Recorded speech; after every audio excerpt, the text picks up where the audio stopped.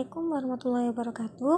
Saya Fitratul Kamilia akan menjelaskan tentang paragraf. Di sini ada yang sudah paham nggak sih apa itu paragraf? Jika ada yang belum paham, mari saya jelaskan sedikit pengertian dari paragraf. Paragraf adalah kumpulan dari kalimat yang saling berhubungan dalam suatu rangkaian untuk membentuk sebuah gagasan dari satu ide pokok. Paragraf juga menjadi penunjuk satu gagasan. Artinya, dalam satu paragraf pasti terdiri satu gagasan pokok dan beberapa kalimat penjelas. Paragraf ditandai dengan adanya baris pertama yang menjorok ke dalam atau jarak spasi yang lebih. Setelah kita memahami apa itu paragraf, lalu apa sih fungsi kita menggunakan paragraf? Fungsi paragraf itu ada 3. Yang pertama, memudahkan penulis untuk menyampaikan dan mengembangkan suatu gagasan-gagasan secara sistematis, padu, dan jelas. Fungsi yang kedua, memudahkan pembaca untuk memahami dari satu gagasan atau ide pokok. Yang ketiga, penanda suatu gagasan itu mulai dan berakhir. Artinya, penanda pembukaan gagasan baru dan memisahkan gagasan pokok yang satu dengan yang lainnya. Selain memiliki fungsi-fungsi, paragraf juga memiliki struktur loh. Struktur dalam paragraf itu ada 7. Yang pertama, paragraf terdiri atas transisi kalimat, kalimat topik, kalimat pengembang, dan kalimat penegas. Struktur yang kedua, paragraf terdiri atas transisi berupa kalimat topik, kalimat pengembang, dan kalimat penegas. Yang ketiga, paragraf terdiri atas kalimat topik, kalimat pengembang, dan kalimat penegas. Yang keempat, paragraf terdiri atas transisi berupa kata kalimat topik dan kalimat pengembang. Yang kelima, paragraf terdiri atas transisi berupa kalimat topik dan kalimat pengembang. Yang keenam, paragraf terdiri atas kalimat topik dan kalimat pengembang. Yang ketujuh, paragraf terdiri atas kalimat pengembang dan kalimat topik. Selanjutnya, ada syarat-syarat paragraf yang baik. Syarat-syarat paragraf itu ada 4. Yang pertama, kesatuan paragraf. Kesatuan paragraf adalah semua kalimat yang membangun paragraf secara bersama-sama menyatakan suatu hal atau suatu tema tertentu. Semua kalimat yang menyusun sebuah paragraf tidak terlepas dari gagasan pokok yang dipaparkan.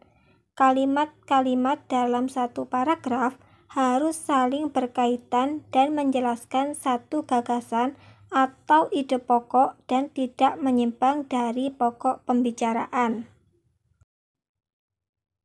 Syarat paragraf yang kedua ada kepaduan. Kepaduan atau koherensi adalah kekompakan hubungan antara suatu kalimat dan kalimat yang lain yang membentuk suatu paragraf yang padu, baik, wajar, dan mudah dipahami. Kepaduan berkaitan dengan keserasian antar kalimat yang menyusun suatu paragraf. Keserasian hubungan antar kalimat dalam paragraf dapat dibangun dengan menggunakan alat kohesi. Alat kohesi yang dapat digunakan untuk membentuk paragraf yang padu yaitu 1. Kata transisi atau konjungsi ungkapan penghubung antar kalimat. Yang 2. Referensi atau pengacuan. Yang ketiga, substitusi atau penyulihan. Yang keempat, elipsis atau pelesapan. Selain itu, dapat juga menggunakan sinonim, antonim, hiponim, dan repetisi. Syarat paragraf yang ketiga yaitu kelengkapan.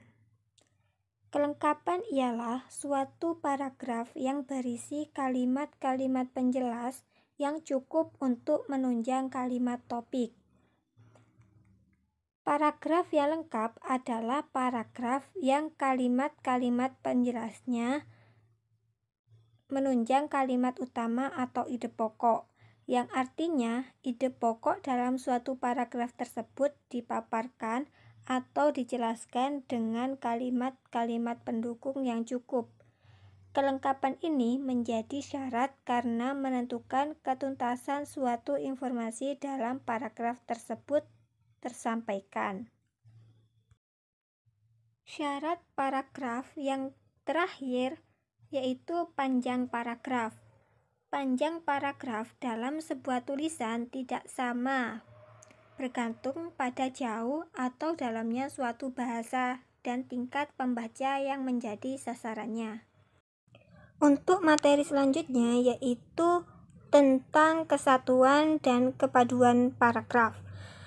Yang pertama, kesatuan atau koherensi adalah paragraf atau alinea yang harus memperlihatkan dengan jelas suatu maksud atau sebuah tema tertentu.